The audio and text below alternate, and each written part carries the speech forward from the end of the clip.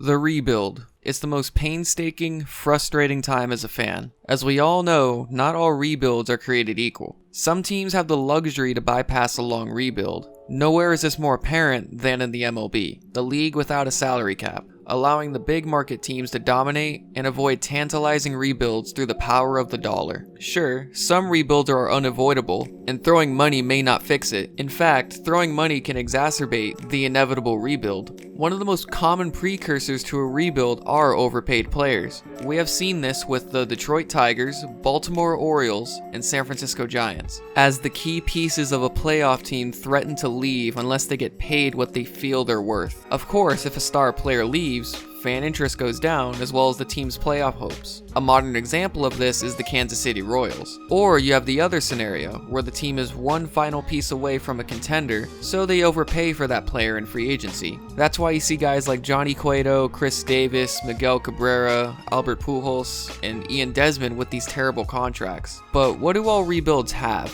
Hope. A light at the end of the tunnel. Teams like the San Diego Padres and Chicago White Sox are near that stage of the rebuild. Rebuilds test the patience of fans, but in the end, it's all worth it. The 1-2 again. Inside the Royals, 2015 World Champions. Then, you move on to a team with such a history of ineptitude, to where you can point out a plethora of reasons as to why they have been stuck in a rebuild for so long. That team is the Miami Marlins. This team currently sits dead last in the National League. Attendance problems have been a common theme for the team during this decade, as they currently rank last in team attendance by an incredibly wide margin. Well, there's a clear reason as to why. The Marlins have not made the playoffs since 2003. In fact, they have only made the playoffs twice since the franchise's inaugural season in 1993. To be fair, they won the World Series in both playoff appearances, so you have to applaud their efficiency. While banners do fly forever, it's difficult to trust your team when you have not seen playoff action in almost 2 decades. So let's look back at the Marlins' history and see if we can find some precursors as to why they are stuck in a never-ending rebuild.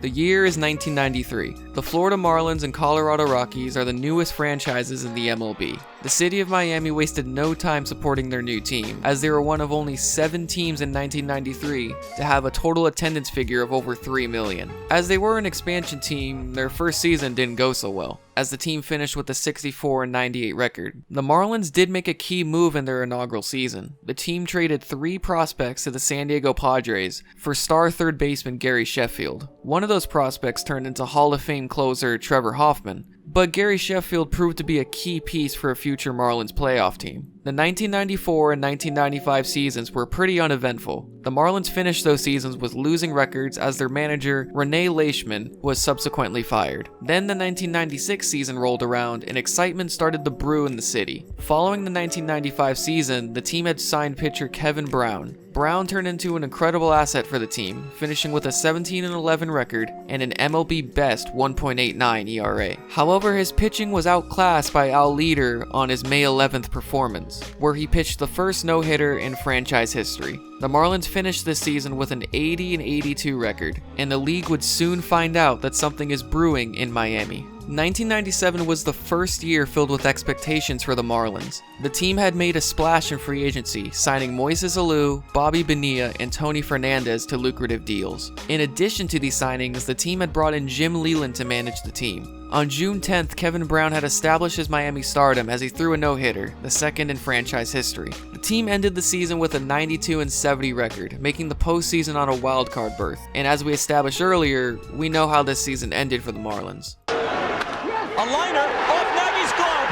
into center field. The Florida Marlins have won the World Series. In just 4 seasons since their inaugural season, the Marlins were on top of the baseball world. It can take teams a whole decade to reach the top, and it took the Marlins only 4 seasons. Celebrations were certainly in order. Unfortunately, we introduced the main theme behind the Marlins' disarray, the incompetence of their team's front office. Owner Wayne Huizenga decided to completely dismantle the team in one of the most infamous fire sales in sports history. The first deal came on November 11th, only a couple weeks after the Marlins World Series victory. However, there were many more names to go. Gary Sheffield, Kevin Brown, Bobby Bonilla, Charles Johnson, and a few more players were all traded. Instead of defending their title, the team felt it was in their best interest to avoid spending any money and start all over again. What did this mean for the team's future? The team finished with a 54-108 record in 1998, and Jim Leyland resigned as manager. In 1999, the team once again finished with the worst record in the league, with the 64-98 record. They also traded World Series MVP Livan Hernandez to the San Francisco Giants. Fortunately, they picked up future All-Star Johan Santana in the Rule 5 draft, but they traded him to the Minnesota Twins for Jared Camp. He doesn't even have a Wikipedia page. As the team moved into the new millennium, the team wanted a new identity. They signed executive David Dombrowski as their new team president and general manager. As the 2000 season rolled around, many young players had started to establish themselves as big leaguers. Luis Castillo, Derek Lee, AJ Burnett, Preston Wilson, Mike Lowell, and Brad Penny all drove this team to a 79-82 record, enough for a third place finish. However, the team stagnated for the next couple seasons, finishing 2001 with a 76-86 record, and 2002 with a 79-83 record. Following the 2001 season, Jeffrey Loria became the owner of the Florida Marlins. We will know a lot more about him in just a little bit. 2002 was very eventful on the trade block. The team had sent away capable players in Matt Clement, Cliff Floyd, and Ryan Dempster, but they got a multitude of players back such as Dontrelle Willis and Carl Pavano. 2003 was the start of something great in Miami. The team had signed Ivan Rodriguez and Juan Pierre. Great rookie seasons from Miguel Cabrera and Dontrelle Willis helped lead this young team to the playoffs, where they would go on to beat the New York Yankees in 6 games in the World Series, the team's second championship in a 7-year span. However, celebration was short-lived for the front office, as they traded power-hitting Gold Glove first baseman Derek Lee to save money. They also failed to re-sign Ivan Rodriguez and Yugith Urbina, a guy who they traded former #1 overall pick Adrian Gonzalez for. Trading the #1 overall pick for a reliever that stayed for 1 season.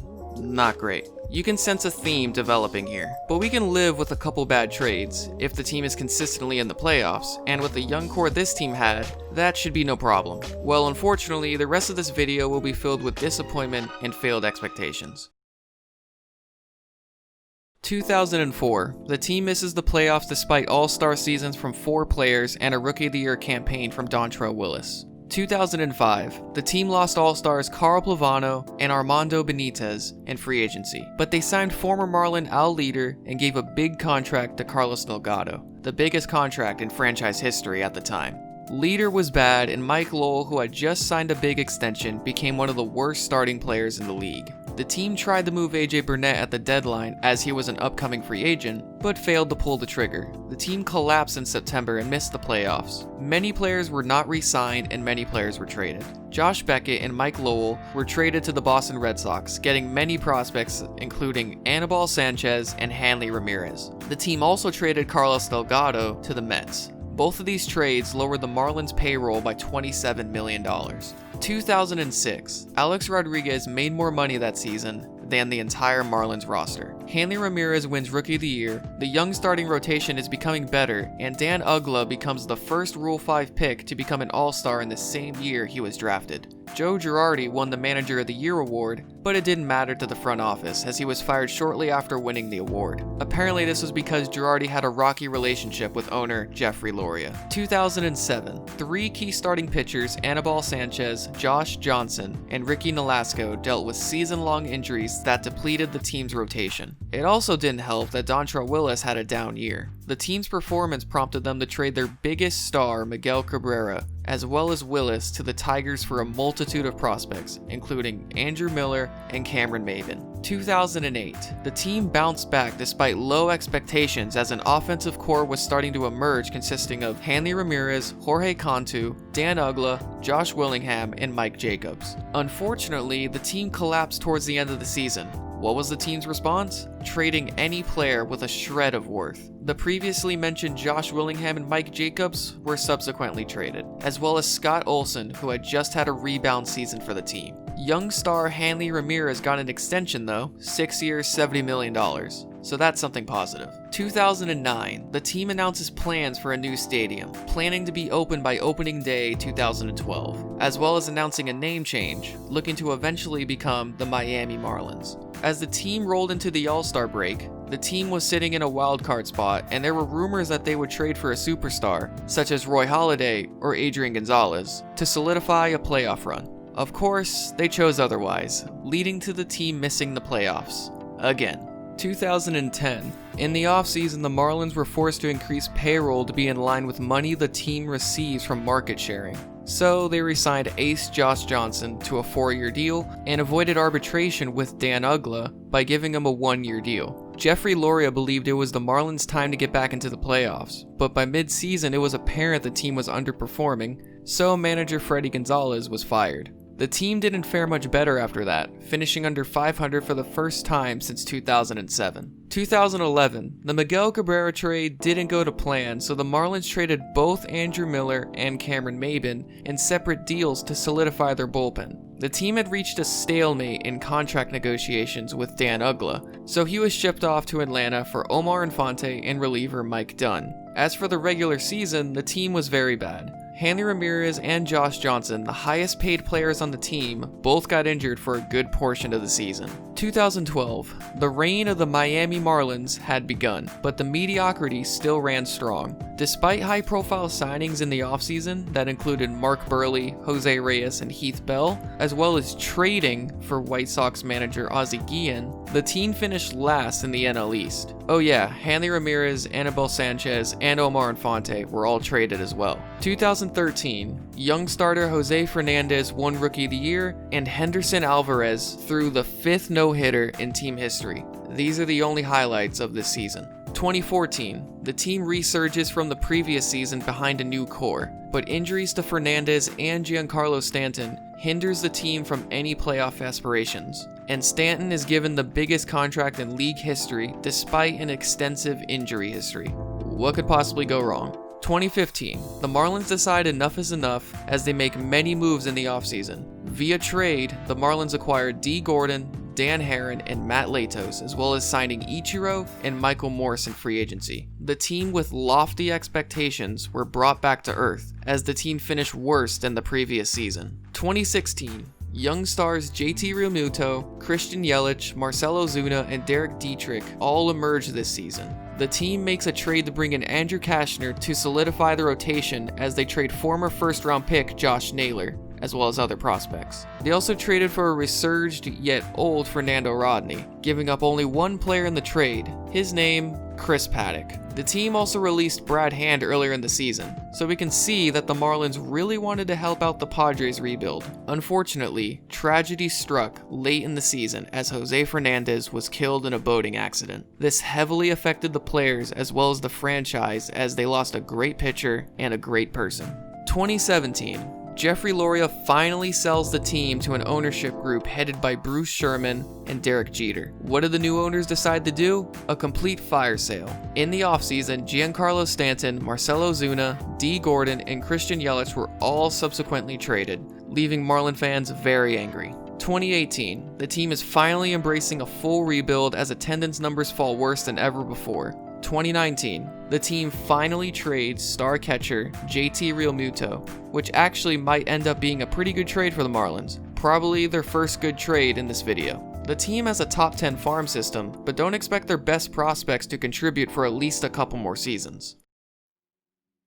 Well, that is the complete history of the Miami Marlins. Pretty depressing. I mean, 2 championships is nothing to scoff at, but the past 15 years have been downright terrible. There is some bad luck sprinkled in there, but the majority of the blame has to go to Jeffrey Loria and his front office. The team has been in a never-ending rebuild because Loria displayed incredible cheapness, allowing very few players to receive multi-year contract extensions. Even then, some of the players would be traded not long after the extension. Anytime a player would provide a shred of value to the team, they would be immediately shipped off. There are so many players that have once played in the Marlins organization and then were shipped off and became fantastic players. It's astounding, really. It will be very difficult for this franchise to entice free agents once their first wave of prospects come to the big leagues. They have displayed a lack of loyalty towards their players, and while the MLB is a business, possessing a business-only mindset will come back to bite you. Hopefully, the new owners can learn the value of loyalty with their upcoming young players, because if they don't, the never-ending rebuild will continue for the foreseeable future.